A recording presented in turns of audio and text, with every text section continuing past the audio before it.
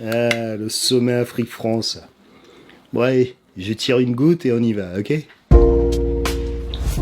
Alors j'ai regardé le sommet Afrique-France, ou plutôt le sommet France-Afrique, qui a été rebaptisé Afrique-France pour enfumer les gueux les plus candides d'entre nous. Et autant vous dire que je n'ai pas du tout été surpris par les images que j'ai vues.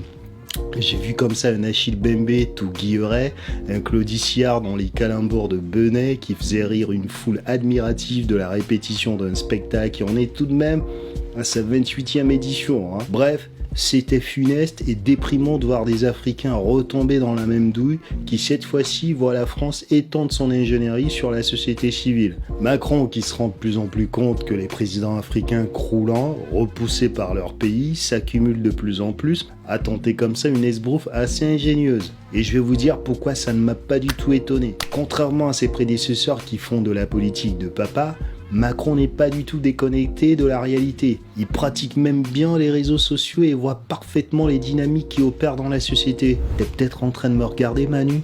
Je te fais un coucou, d'accord? Il sait par exemple qu'il y a un engouement sur les thématiques de désintégration de la France de l'Afrique. C'est le cas par exemple de la question du franc CFA. Évidemment, comme ses prédécesseurs, il sait que l'Afrique est importante dans l'agenda économique et diplomatique français. Il ne veut pas être le président sur qui l'effondrement de la Ve République s'est déroulé. Alors vu la pression de plus en plus grandissante, il faut qu'il retarde l'échéance. Et l'idée ingénieuse qu'il a eue est de se retourner vers la société civile africaine en y joignant comme ça la diaspora. Ça c'est malin parce qu'il fait à la fois quelques courses clientélistes en séduisant la diaspora pour son agenda électoral et de l'autre côté en débordant les présidents africains encroutés qui jouissent tous d'une impopularité désastreuse. Il essaye comme ça de retarder l'échéance pour la France en Afrique. Et pour mener cet esbrouf, Macron est allé chercher l'historien et politologue Achille Bembe qui était chargé de préparer le sommet. En gros, un Africain qui plus est un penseur majeur du postcolonialisme qui était donc l'instigateur de cette nouvelle stratégie désespérée. Franchement, voir cet homme passionnant dans cet endroit m'a fait de la peine. Mais ça m'a aussi comme ça permis de confirmer à nouveau que l'élite africaine a peu de vista et acceptera les crachats jusqu'aux déjections qu'on lui balancera à la tronche tant qu'elle touchera quelques billets et quelques paluches agrémentées de sourires cajolards. Est-ce que vous comprenez pourquoi je suis particulièrement acerbe avec cette élite? Elle court après des gamelles étroits et n'en a rien à faire de voir la majorité des Africains continuer dans la mendicité. J'ai lu comme ça quelques déclarations d'Achille Bembe et je ne sais pas s'il fallait que j'en rigole ou que j'en pleure. Cet homme trouvait tout de même que c'était un projet nécessaire, raisonnable, que la mission que lui a confiée Emmanuel Macron était une mission de bon sens et que l'Afrique devrait pouvoir y trouver son intérêt. On est passé de l'homme qui avait comme ça des prises de position intransigeantes sur le colonialisme à l'homme godiche qui est persuadé que c'est un partenariat qui va naître entre la France et les pays africains. C'est comme si les brebis sont invitées à un festin dans lequel le lion promet de partager ce qui n'est pas à lui. Vous pensez vraiment que les brebis ne seront pas le menu après? Voir des Africains assis dans ce pantomime et jouer encore et encore cette carte de la crédulité m'a vraiment attristé et bidonné à la fois. J'aimerais que vous compreniez ceci. Celui qui a le pouvoir peut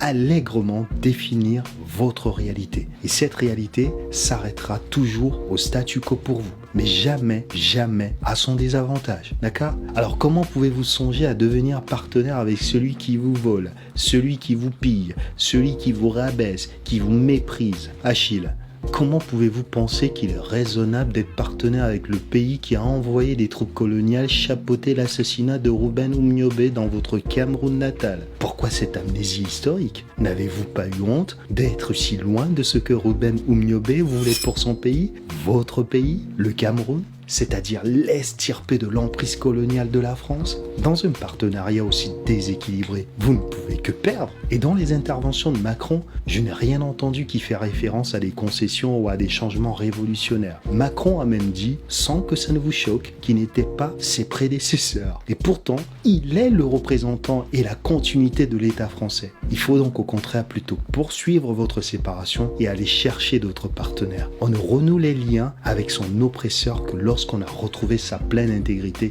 et son bien-être. Jamais lorsqu'on a encore autant intériorisé sa soumission. Je ne vais pas revenir sur les interventions des intervenants qui étaient globalement intéressantes, mais par moments aussi, j'ai vu de la naïveté ou des contours baveux qui se comprennent parce qu'on ne va pas se leurrer. Certains de ces jeunes espéraient tirer quelque chose de ce moment, comme la Marocaine Amina Zaknouf qui a quand même réussi à glisser le fait qu'elle n'a pas encore le droit de vote en France et qu'elle espère l'avoir. Un petit message subliminal plus rapide que la poste à Manu qui voulait dire « Ma naturalisation, tu peux l'accélérer ou pas Manu ?» Il y a des moments comme cela où des erreurs de langage comme celle de Cheikh Fall qui a dit qu'il était pour la programmation d'un retrait progressif de l'armée française en Afrique. J'ai trouvé ce propos incroyable. Un Africain qui ne demande pas un retrait immédiat du pays